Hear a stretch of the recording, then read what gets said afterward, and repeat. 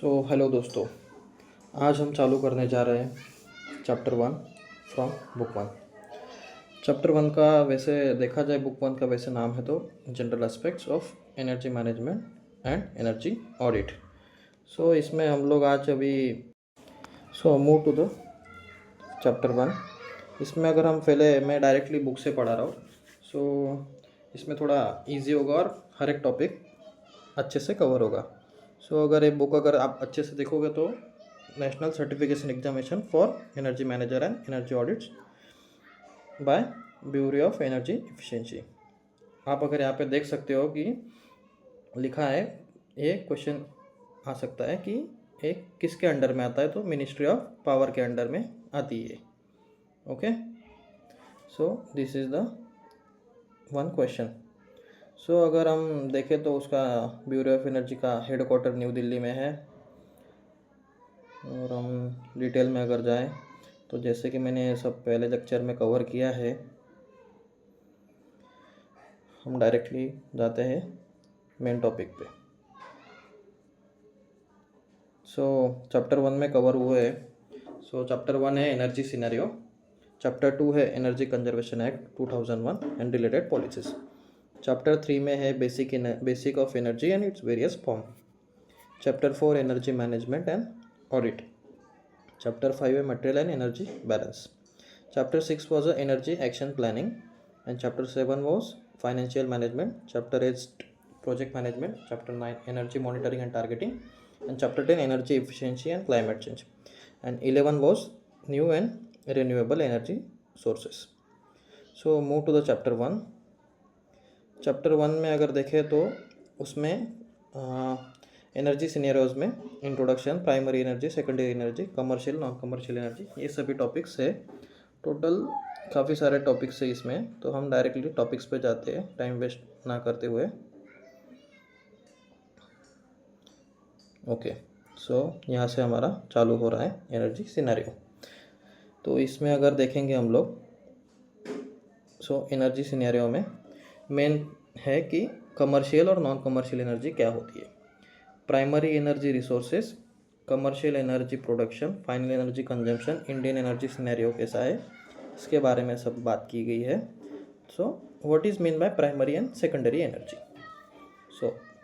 Primary energy मतलब क्या होता है? प्राइमरी एनर्जी मतलब जो भी डायरेक्टली नेचुरल फॉर्म में अवेलेबल है, जैसे कि सोलार हो गया, विंड हो गया, जियो थर्मल हो गया, बायोमास हो गया, ये सभी आते हैं प्राइमरी एनर्जी में। और हम लोग अगर बात करें सेकेंडरी की, तो जो भी एनर्जी प्राइमरी एनर्जी यूज़ करके बनाई जाती है उसको बोलते हैं सेकेंडरी एनर्जी। जैसे कि इलेक्ट्रिसिटी हो गया, इलेक्ट्रिसिटी हम वाटर के थ्रू और सोलर के थ्रू बनाते हैं, तो उसको हम बोलते हैं सेकेंडरी एनर्जी। ओके, ये हो गई कंसेप्ट, प्राइमरी और सेकेंडरी एनर्जी की कंसेप्ट हो गई। और उसमें दो पार्ट है, रिन्यूएबल और नॉन रिन्यूएबल। रिन्यूएबल मतलब क्या? रिन्यूएबल मतलब सोलार हो गया, विंड हो गया, जियो थर्मल हो गया, बायोमास हो गया, ये सभी रिन्यूएबल में आते हैं।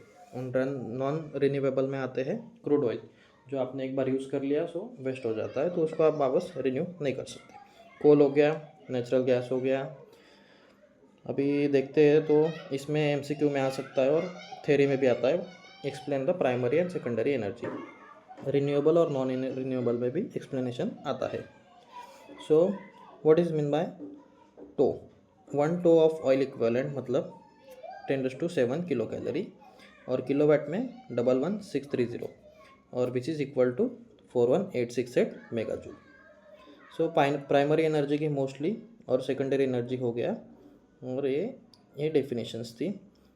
अगर हम चार्ट वाइज अगर देखेंगे तो प्राइमरी एनर्जी में क्या दिया है, gas well, coal mine, crude oil, uranium mine, processing करके उसमें से हम सेकेंडरी बनाते हैं, जैसे कि नेचुरल गैस हो गया, अपना स्टीम हो गया, पावर प्लांट, स्टीम इलेक्ट्रिसिटी हम उससे जनरेट करते हैं। उसमें अगर अभी बात आता है कमर्शियल और नॉन कमर्शियल क्या है, बात करें हम लोग कमर्शियल और नॉन कमर्शियल की, उसमें बेसिकली कमर्शियल में क्या आता है कि energy that is available in the market at a definite price, मतलब ऐसी एनर्जी जो आप लोग परचेस कर सकते हो इजीली मार्केट में जाके। जैसे कि कोल है, कोल आपको टन्स में चाहिए तो आपको मार्केट में अवेलेबल है, आप खरीद सकते हो पर केजी कॉस्ट से, पर टन कॉस्ट से। इलेक्ट्रिसिटी अवेलेबल है किलोवाट के फॉर्म्स में, और ऑयल्स अवेलेबल है। सो ये होगी कमर्शियल, जो आप उसको ट्रेडिंग कर सकते हो। ऐसी एनर्जी जिसको आप ट्रेडिंग कर सकते हो उसको बोलते हैं कमर्शियल एनर्जी। और नॉन कमर्शियल एनर्जी मतलब क्या, कि जिसको आप खरीद नहीं सकते, उसका कोई डेफिनेट प्राइस नहीं है। जैसे कि हो गया फायरवुड, हो गया एग्रीकल्चर वेस्ट, हो गया एग्रीकल्चर वेस्ट, और जो भी हाउस होल्ड्स के वेस्ट आते हैं उसका कोई कॉस्ट नहीं है, उसका कोई प्राइस नहीं है। सो हम लोग वो या तो कोई फेंक देता है क्योंकि उसका कोई कॉस्ट ही नहीं है, तो या तो फिर उसको कोई यूजेबल मटेरियल करके उसको यूज़ कर लेता है। सो ये हो गया कमर्शियल और नॉन कमर्शियल। सेकेंडरी पार्ट आता है रिन्यूएबल और नॉन रिन्यूएबल में। जैसे कि मैंने ऊपर आपको एक्सप्लेन किया, सेम वैसा ही है, डायग्राम के थ्रू इन्होंने एक्सप्लेन किया है रिन्यूएबल मतलब क्या और नॉन रिन्यूएबल मतलब क्या। ये आप ऐसा एक्सप्लेन कर सकते हो ड्रामेटिक फॉर्म में। सो इजीली मार्क्स सिक्योर कर सकते हो और अंडरस्टैंडिंग में भी ईजी होता है। सो हम जाते हैं ग्लोबल सिनेरियो की तरफ। अभी कोल कोल का ग्लोबल सिनेरियो क्या है। अगर आप जैसे कि देख सकते हो यहाँ पे कि कोल कोल कितने साल चलने वाला है, 113 ईयर्स। उतने साल ही अपने पास कोल है चलाने के लिए। और टोटल कोल कितना है अपने पास पूरे world wide, 892 billion tons. Okay. So ये क्वेश्चंस आते हैं एमसीक्यूज़ में। और ग्लोबल सिनेरियो अगर पूछा तो आपको ये दो चीज़ें बतानी है। 892 billion tons of coal reserve पड़ा है वर्ल्ड वाइड, और 113 साल चलने वाला है। और अगर उसकी हम बात करें तो कोल कैसे बनता है, तो जैसे अपना खेती रहती है, ग्रीनरी जो भी रहता है, वो जो काफ़ी साल तक वो नीचे ज़मीन के अंदर दबा रहता है हाई प्रेशर और हाई टेम्परेचर में। सो उससे हमारा कोल बनता है, लेकिन उसको फॉर्मेशन में काफ़ी सारे साल चले जाते हैं। सो अगर बात करें हम रिजर्व पर प्रोडक्शन रेशो क्या है, ये रिजर्व पर प्रोडक्शन क्या है मतलब रेशो, कि if the reserve remaining at the end of the year are divided by the production in the year, the result is the length of time that remaining reserve would last if production were continue at that level.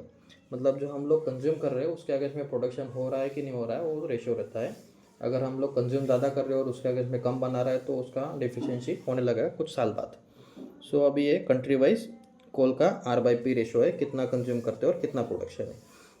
सो सबसे ज़्यादा है US का और cold reserve उसके US के पास कितना cold reserve है कि वो कंट्री वाइज इतने कोल्ड रिजर्व्स है। सो उसमें हम देखेंगे तो यूएस फर्स्ट नंबर पे 266 ईयर्स उसके पास चलाने के लिए कोल है अभी यूएस के पास। सेकंड है रशिया के पास 452 है। और बाद में अगर देखें तो इंडिया के पास खाली 100 साल चली इतना कोल है। सो लास्ट में आता है वर्ल्ड वाइड रेशो 113 साल तक वो चल सकते हैं। सो अगर हम आगे जाते हैं उसमें, सो ये कितने परसेंट शेयर किसके कोल के है उसमें वो दिया है। चाइना 47.4, यूएस 12.9 और इंडिया में 5.9। खास करके इंडिया का नोट करके रखिए तो इंडिया के बारे में क्वेश्चंस आते हैं। और ये स्टैटिकल डेटा है as per the world energy audit of June 2014। Secondly हम ऑयल पे आते हैं। सो ऑयल हमेशा बिलियन बैरल्स में गिना जाता है। ओके, इसका यूनिट याद रखना।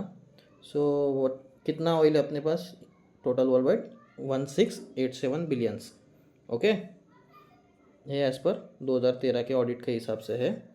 और इसमें अगर बात करें हम लोग तो कौन सी कंट्री का कितना परसेंटेज है वो यहाँ पे शेयर्स ऑफ टोटल में दिया है। सो सबसे ज़्यादा ऑयल है सो वो है वेनेजुएला में, और सेकंड आता है सऊदी अरब, फिर कनाडा, फिर ईरान, फिर इराक और फिर इंडिया में खाली 0.3% है। और कोल कितने साल अपना ऑयल कितने साल चलने वाला है अपने पास है, अगर टोटल अगर देखा जाए तो 53.3। ओके, एंड एक कन्वर्जन याद रखिए कि एक बैरल मतलब 160 लीटर होता है। ये MCQ क्वेश्चन है। बाद में फिर आते हैं ऑयल का सेम वैसे ही परसेंटेज है, इसमें ज़्यादा कुछ है नहीं। सऊदी अरब टॉप पे है, रशिया सेकंड पे है, यूएस थर्ड पे है, और इंडिया के मैं बात करूँ तो इंडिया इसमें है ही नहीं। ओके, सो अगर हम आगे जाए तो मिलियंस ऑफ ईयर्स लग जाते हैं ऑयल बनाने में भी। नीचे वो अपना समंदर के नीचे एक अर्थ का लेयर रहता है, लेयर के नीचे फिर ऑयल बनते रहता है वो। This is the process of oil production as per natural. और अगर हम बात करें, अभी ऑयल हो गया और कोल हो गया, थर्ड हम गैस करते हैं नेचुरल गैस। नेचुरल गैस मतलब कितना है हमारे पास और कितने साल तक चल सकता है। अगर हम अभी के बात करें तो नेचुरल गैस अपने पास चल सकता है 55 ईयर्स के लिए as per current production. Okay. और लार्जेस्ट शेयर की मैं बात करूं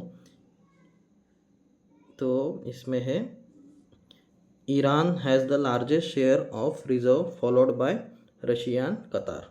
India has only 0.7% global natural resources. Okay. So natural gas reserves में अगर बात करूँ, सो जैसे कि मैंने बताया कि ऑयल गैस कितने साल चलने वाला है, 55 ईयर्स ओनली।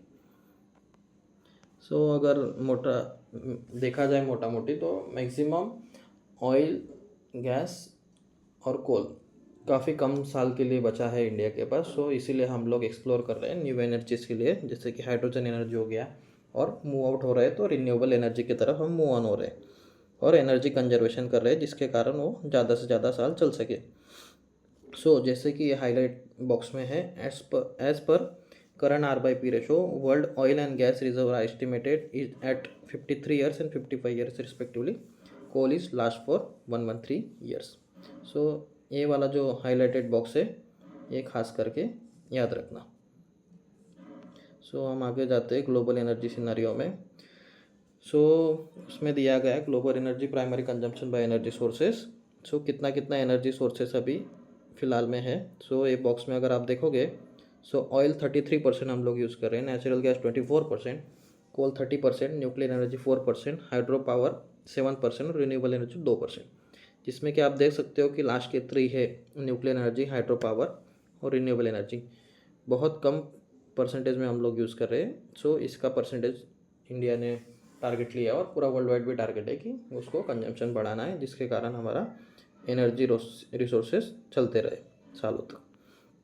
और अगर इसमें अगर हाईलाइट देखोगे, इंडिया को हाईलाइट किया गया है, ये क्या है, millions of turns of oil equivalent. ये मेगा टन्स में ऑयल है इंडिया के पास, और टोटल शेयर है ऑयल के अगर देखें तो 4.7%। ओके। और फाइनल एनर्जी कंजम्पशन का इन्होंने छोटा सा एक रिपोर्ट बनाया है, उसमें कुछ नॉर्मली है। तो अगर देखा जाए तो कंज्यूम कौन ज़्यादा कर रहा है एनर्जी इतनी है तो कंज्यूम कौन कौन ज़्यादा कर रहा है, अगर देखिए इसमें तो हायरार्की बताई है मोस्टली। सो सबसे ज़्यादा और सबसे बड़ा कंज्यूमर है इंडस्ट्रियल एरिया 50%, और ट्रांसपोर्टेशन में 20% एनर्जी यूज़ हो रही है, और रेसिडेंशियल एरिया में 18% और कमर्शियल में 12%। ये टोटल ग्लोबल का एनर्जी सिनेरियो कि कैसे कैसे हम लोग टोटल एनर्जी डिवाइड कर रहे हैं और कंज्यूम कर रहे हैं। सो इसमें भी क्वेश्चन आ सकता है हायरार्की में कि सबसे ज़्यादा कंज्यूमर कौन है, उसको एक्सप्लेन कीजिए। सो सबसे ज़्यादा कौन है, इंडस्ट्रियल जोन में 50% है और ट्रांसपोर्टेशन में 20% है, ये मेजर कंट्रीब्यूटर्स हैं, और रेसिडेंशियल एरिया में 18% है। Okay. So Indian energy scenario अगर देखेंगे हम लोग, so the annual energy consumption in India was 595 million tons of oil equivalent compare to the world energy consumption 12730 million tons of oil equivalent. 12,730 में से 595 India का उसमें एनर्जी कंजम्पशन है। और अगर देखें तो कोल डोमिनेंट है, सबसे ज़्यादा कोल यूज़ होता है, कोल एज ए यूज़ होता है एनर्जी में इंडिया में, और कंट्रीब्यूट करता है वो टोटल ऑफ 55% अगर टोटलिटी की बात करूँ तो। और this and be increase and the natural and primary the commercial energy in the total energy consumption was, commercial में अगर देखें तो 74% का उसमें रेशो है, और प्राइमरी एनर्जी कंजम्पशन है 26% only. This is the 26% only primary commercial energy consumption mix in primary. अगर देखें तो प्राइमरी एनर्जी जैसे बताया मैंने जो नेचुरली अवेलेबल है, सो उसका कंजम्पशन पैटर्न कैसा है वो इसमें बताया गया है। सो ये बॉक्स है, ऑयल 29%, नेचुरल गैस 7.8%, कोल 54%, सबसे ज़्यादा कोल कंजम्पशन है, न्यूक्लियर एनर्जी 1.3, रिन्यूएबल 2 और हाइड्रो 5%। और अगर हम बात करें तो 100 साल तक चलने वाला है। और कोल अराउंड कितने डेप्थ के मिलता है? सो कोल अगर आपको मतलब ढूंढना है तो कोल मिनिमम वो 150 से 300 मीटर डेप्थ आपको खोद के कोयला निकालना पड़ता है, और उसको बाद में माइनिंग करके प्यूरिफाइड करके आप यूज़ कर सकते हो। सो कोकिंग कोल और कोल के दो टाइप से मेनली, कोकिंग कोल और non coking coal. So total coal बनता है और उसमें लिग्नाइट कितने टाइप का है वो दिखाया, quantity of millions of tons quantity में दिखाया कितने कितने टाइप्स के। सो जनरली कोल की कैलोरी वैल्यू रहती है 3000 से 4.5 के बीच में, जैसे कि इधर बताया है। ओके, सो कोल जनरली कोल की कितना प्योर हो देखने के लिए जनरली उसका कैलोरीफिक वैल्यू हम लोग देखते हैं। The power sector consumes about 75% of coal produce. Power sector सबसे ज़्यादा कंज्यूमर है उसमें इंडस्ट्रियल जोन में, कि 75% वो कंज्यूम करता है। और अगर आगे बढ़े हम लोग तो टोटल कोल हम जो इंपोर्ट करते हैं उसकी क्वांटिटीज़ दी गई है टेबल में। सो ये ज़्यादातर ये तो पूछी नहीं जाती है, जस्ट फॉर नॉलेज है। और गवर्नमेंट क्लीन एनर्जी की तरफ हम लोग जा रहे हैं अभी, तो उसके लिए ज़्यादा से ज़्यादा फोकस किया गया है। और ऑयल सेक्टर की बात करें स्पेशली इंडिया के लिए, सो इंडिया में 5.7 बिलियन बैरल्स 800 मिलियन टन्स है ऑयल का रिजर्व्स है। और ये कितना कंट्रीब्यूट करता है? Only 0.3% of total world reserve. Okay, और वो भी कहाँ पर मिलता है? The main oil field located in Bombay High, Assam, कैरे और कृष्णा गोदावरी बेसिन। यही लोकेशन पे इतना ऑयल है, बाकी कहीं पे है नहीं। और total oil account for about 29% of country primary energy consumption. और अगर crude, currently India 4th largest consumer of oil, ये याद रखना। और India imports 75% of crude oil needs. 75% हम लोग इंपोर्ट कर रहे हैं, ओके, गल्फ नेशन से, गल्फ कंट्रीज से। सो हमारे पास कितना हो गया? खाली 25% हमारा नेचुरल है। और अगर हम इधर the import bill of crude and petroleum products, अगर करोड़्स में अगर देखा जाए तो हम लोग हर साल इतना करोड़्स ऑफ ऑयल हम लोग इंपोर्ट कर रहे हैं। सो आप देख ही सकते हो मतलब कितना ज़्यादा क्वांटिटी, ह्यूज क्वांटिटी में हम लोग ऑयल पे पूरा डिपेंडेंट है दूसरी कंट्रीज़ पे। सो ऑयल पे बहुत पीछे ही इंडिया। और नेचुरल गैस की अगर हम बात करें, सो नेचुरल गैस में 21 when natural gas is liquefied natural gas बनाया जाता है नेचुरल गैस से by cooling it to -161 degree Celsius. और गैसेस में प्यूरिफाइड किए करके उसको बनाया जाता है। सीएनजी के अलग अलग प्रेशर कैसे है वो बताया गया है। 200 से 248 kg/cm सिलेंडर में उसको शेप में हम लोग भरते हैं। और इंडिया कितना रिजर्व करता है गैस के सेक्टर में?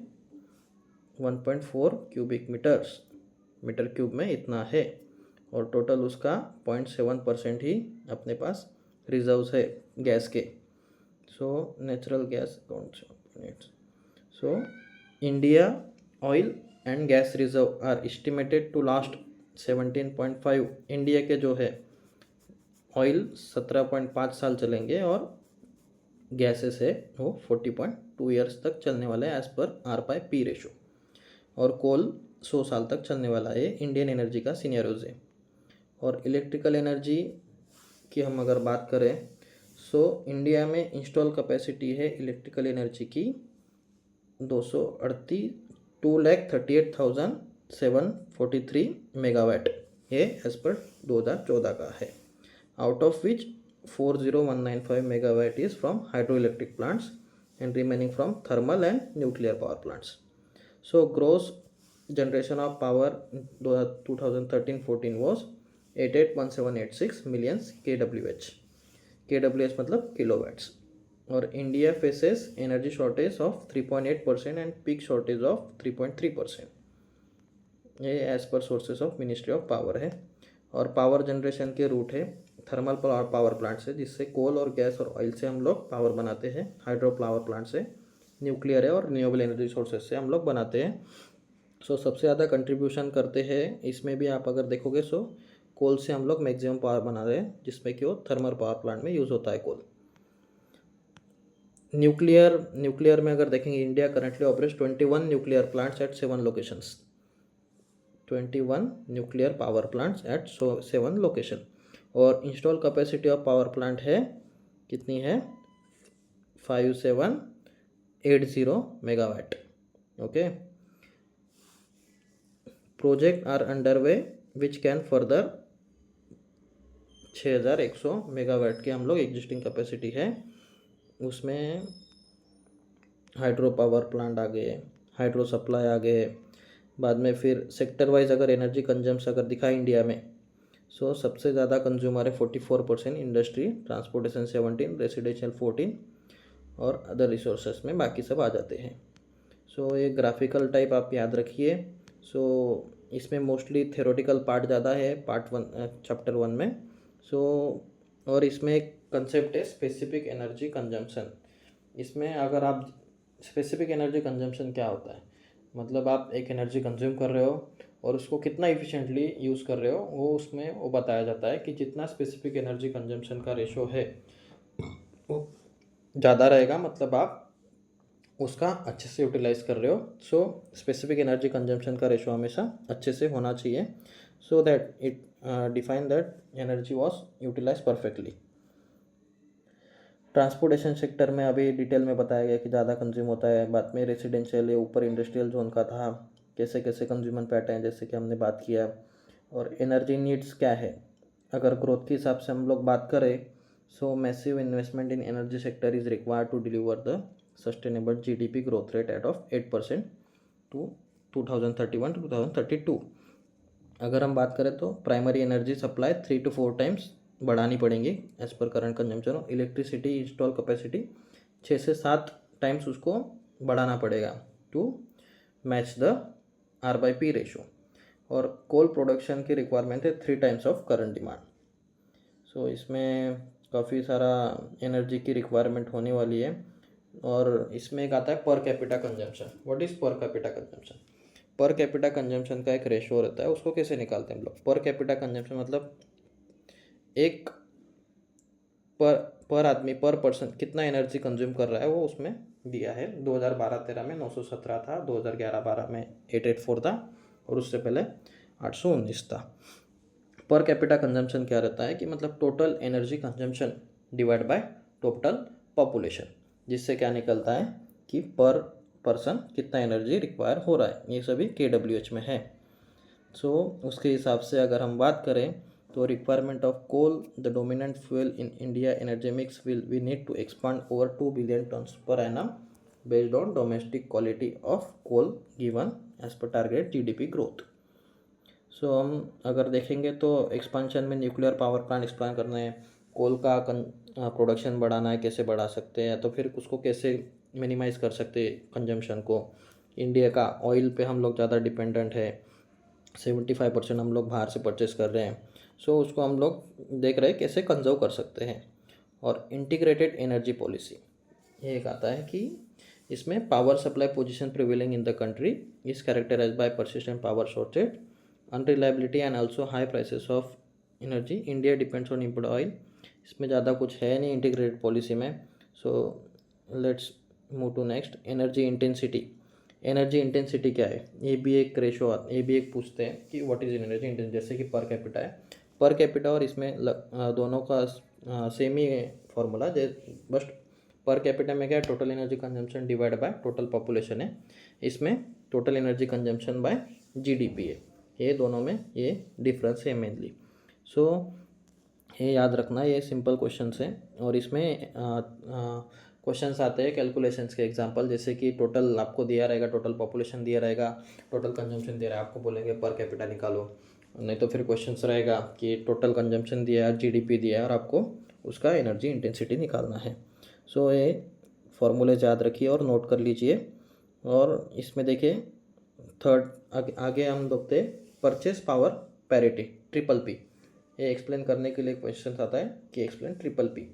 ट्रिपल पी मतलब क्या है? देखिए अभी आप अगर देखोगे कि एक एग्जांपल्स के उन्होंने बताया कि एक एक की प्राइस है इंडिया में 3 rupees, where as it cost 30 एंस। मतलब एंस में अगर आप देखोगे जापान में तो 30 का मिलता है। मतलब आप मोटा मोटी बोल सकते हैं कि 30 रुपीज़ का उसमें जापान में मिलता है अगर बात करें तो। और इक्विवेलेंट है यान्स, 30 एंस कितने होते हैं? 15 रुपीज़ के इक्विवेलेंट है। So the triple P for एक between Japan and India is 30 yens to 3 rupees, मतलब 10 एंस पर रुपी, मतलब 1 रुपये का इज इक्वल टू 30 एंस हो गया। सो एक्स का प्राइस क्या हो गया? इंडिया में थ्री रुपीज़ है और उधर अगर बात करें तो 30 एंस है। सो ट्रिपल पी मतलब कोई भी प्रोडक्ट है और कोई भी चीज़ है तो उसको दूसरी कंट्रीज़ में क्या रेट है उसको सेम रुपीज़ में या तो फिर एंस में उसको कंपेयर करते हैं और देखते हैं कि वर्ल्ड वाइड उसकी प्राइस कैसी है और क्या है। मतलब ये अपने को ट्रिपल पी वैल्यू बताती है कि सेम प्रोडक्ट की प्राइस अलग अलग देशों में कैसी है। सो अगर लॉन्ग टर्म एनर्जी सिनेरियो अगर देखेंगे, सो कोल 100 साल तक चलने वाला है। सो कोल डिपेंडेंसी से हमको दूसरा कोई उसका सोर्स देखना पड़ेगा जिससे कि हम लोग हमारी अर्थ पे कोई प्रॉब्लम ना और अच्छे से चलती रहे। सो अगर देखेंगे ऑयल पे भी हम लोग डिपेंडेंट है maximum. So India demand for petroleum product rose from 97.7 million tons in 2001 to 2002 to around 175 by 2013। देखिए आप अगर देख सकते हो तो ऑलमोस्ट डबल हो गया, 97 से 175 कंजम्पशन ऑयल का बढ़ गया है। और वैसे ही हम अभी हर 8 से 10% तक हम लोग हर साल कंजम्पशन बढ़ा रहे हैं क्योंकि पॉपुलेशन बढ़ रही है। नेचुरल गैस में भी उसमें हमारा कंट्रीब्यूशन बहुत कम है एज अ वर्ल्ड वाइड देखेंगे तो। सो गैसेस में भी कम है। सो हम लोग जा रहे हैं मैक्सिमम हाइब्रिड एनर्जी या ग्रीन एनर्जी पे। सो इलेक्ट्रिसिटी प्राइसिंग इन इंडिया अगर देखेंगे, सो ट्रिपल पी के हिसाब से अगर देखेंगे तो इंडिया इज़ 30.8 सेंट पर kilowatt, while in 7.7 in US और 15.3 in Japan and 20.6 in China. मतलब सबसे सस्ती इलेक्ट्रिसिटी है यूएस में और इंडिया में हायर प्राइस में है 30.8 सेंट्स पर KWH। कभी भी याद रखिए पर KWH में कोई भी वैल्यू को गिना जाता है। प्रोडक्शन अगर हुआ तो मेट्रिक टन पर KWH, मतलब कितना पावर कंज्यूम हुआ पर मेट्रिक टन प्रोडक्शन बनाने के लिए। ओके, सो एक ABT आता है। ABT मतलब क्या? Availability based tariff. ओके, इसको बोलते हैं it is the performance based tariff system for supply of electricity bye generators own and control by central government. Okay, जो एनर्जी सप्लाई की जाती है as per tariff plan, tariff उसमें add करके हमको जो घर पे एनर्जी मिलती है इलेक्ट्रिसिटी 8 रुपीज़ के हिसाब से मिलती है। तो उसमें कैसा रहता है कि जनरेशन कॉस्ट प्लस कुछ टैरिफ एड्स किए रहते हैं और टोटल उसका पर KWH कॉस्ट रहता है। उसको हम बोलते हैं ABT, अवेलेबिलिटी बेस्ड टैरिफ। और एनर्जी सिक्योरिटी की अगर मैं बात करूँ नेक्स्ट, सो एनर्जी सिक्योरिटी मतलब क्या? अगर कोई भी मतलब ऐसा है कि the continuous availability of energy in varied forms in sufficient quantity at reasonable price. मतलब आपको घर को डेली अगर मान लो आपको 100 KWH पावर लगता है, सो उसको एनर्जी सिक्योरिटी में क्या बोलते हैं कि आप गवर्नमेंट ऑफ इंडिया आपको 100 KWH पर डे के हिसाब से इलेक्ट्रिसिटी देने वाली है at reasonable price without any shortage. So इसको हम बोलते हैं एनर्जी सिक्योरिटी। सो इससे क्या होता है एक बेनिफिट, अगर इंडस्ट्रीज चल रही है उसको अगर एनर्जी सिक्योरिटी नहीं मिला, सो कभी भी बीच में पावर कट हो सकता है, कुछ एनर्जी कट्स होते हैं, उससे क्या होता है कि प्रोडक्शन लॉस होता है। सो एनर्जी सिक्योरिटी पे हम लोग जब भी अगर इंडस्ट्री लार्ज स्केल पे अगर देखेंगे तो उसमें एक बॉन्डिंग में रहता है कि एनर्जी सिक्योरिटी हम लोग पर डे इतना कंज्यूम करने वाले और हमको इतना चाहिए। तो उसमें बॉन्डिंग में दिया जाता है कि एनर्जी सिक्योरिटी आपके लिए इतना इतना रहेगा, सो आपको इतना पर डे मिलने वाला है eight decided price.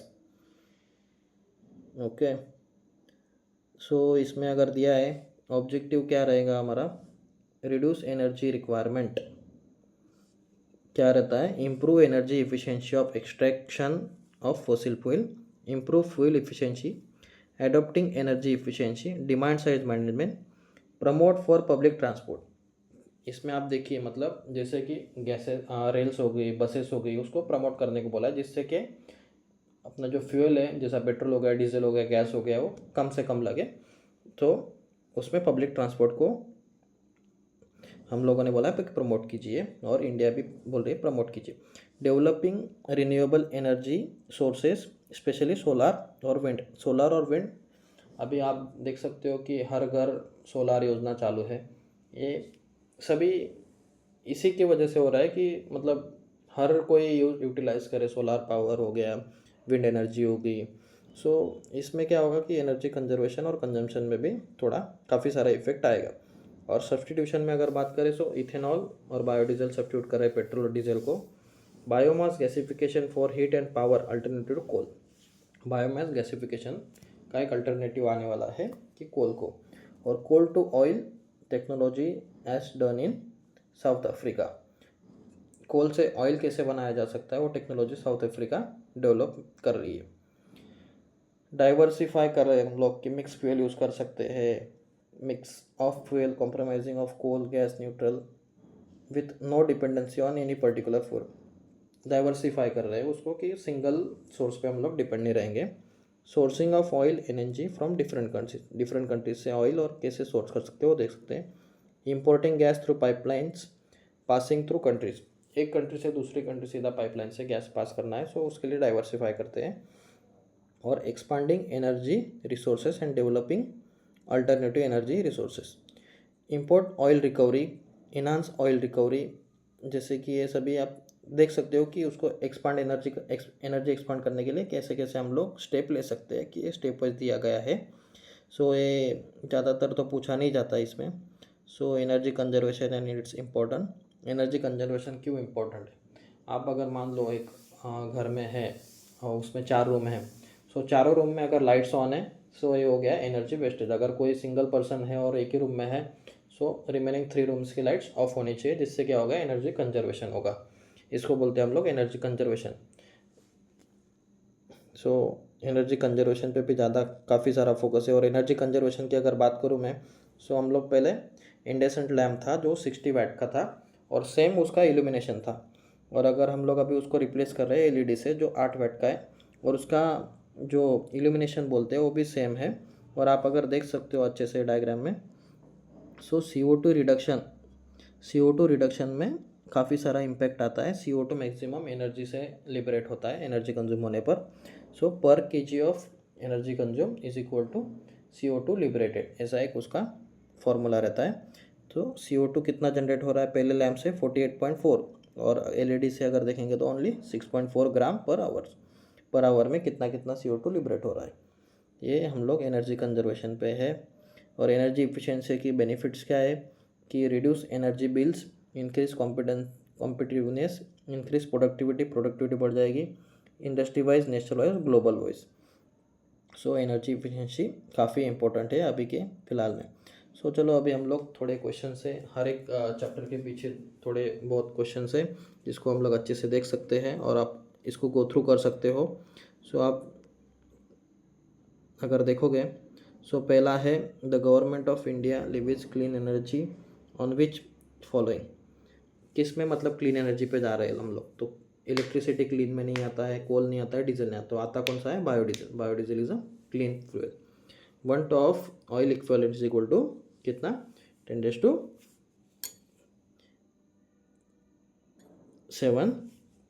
Kilo calorie, मतलब डी ऑप्शन हो गया मेगा कैलोरी में। और अगर हम देखें बात करें तो मिशन क्या है थर्ड का? National mission for energy enhancement of energy efficiency, option B second third का। मैं फटाफट कवर करता हुआ फास्टली थोड़ा। The country that account for largest energy consumption कौन सा हो गया? China. Coal is a planet is expected to about 113 years. The major sources of electric power generation in India was thermal power plant, सबसे ज़्यादा होती है। What is which of the following with respect to fossil fuel is true? R by P ratio is constant. R by P ratio varies every year with only changes in production. R by P ratio varies with only change in reserve. R by P ratio varies every year with changes in both production and reserve. Option D is correct. Nuclear energy development in India is constant. क्यों nuclear energy constant है? क्योंकि uranium का percentage हमारे पास कम है और इसकी वजह से हम लोग न्यूक्लियर में भी कंट्रीब्यूट कम कर पाते हैं world wide. Availability based tariff is applicable to, किसको अवेलेबिलिटी बेस्ड टैरिफ है? खाली ओनली ऑप्शन इज इलेक्ट्रिसिटी को ही हम लोग अवेलेबिलिटी बेस्ड टैरिफ को एप्लीकेबल है। एनर्जी इंटेंसिटी क्या है? जैसे कि मैंने बोला total fuel consumption divided by GDP. और शॉर्ट क्वेश्चंस में ऐसे पूछ जाते हैं कि describe about the availability based tariff और brief explain renewable purchase obligation means by requirement can be met. Short answer पूछे जाते हैं, जैसे मैंने बताया था कि प्राइमरी और सेकेंडरी एनर्जी क्या होती है। कन्वर्ट इनटू टन्स में अपने एक कन्वर्जन दिया है कि जैसे कि मैंने बताया था 1 टॉप मतलब कितना किलोवाट कितना किलो कैलोरी, सो कन्वर्जन पूछा है। What is mean by triple P. और लॉन्ग क्वेश्चंस में अगर पूछा जाता है तो explain difference between energy conservation and energy efficiency. और 5 स्ट्रेटजीज बताए जिससे कि हम एनर्जी सिक्योरिटी को मीट कर पाए कंट्री को। तो जिससे कि जैसे कि मैंने बताया कि हम लोग ग्रीन एनर्जी पे जा रहे हैं, बायो मिक्स एनर्जी पे जा रहे हैं। सो जैसे जैसे हम लोग एनर्जी कंजम कम करेंगे पर कैपिटा, उसका एनर्जी रिसोर्स बढ़ने वाले हैं। सो ये मोस्टली ये चैप्टर 1 था और चैप्टर 1 में ऐसे ही क्वेश्चंस आ सकते हैं। तो हम लोग इसको अभी हम चैप्टर 1 अच्छे से देख लिया। सो आप अच्छे से एक बार गो थ्रू कर लिए, सो आपको रिवाइज करने में कोई इशू नहीं होगा। सो मिलते हैं चैप्टर नंबर 2 में। Thank you so much.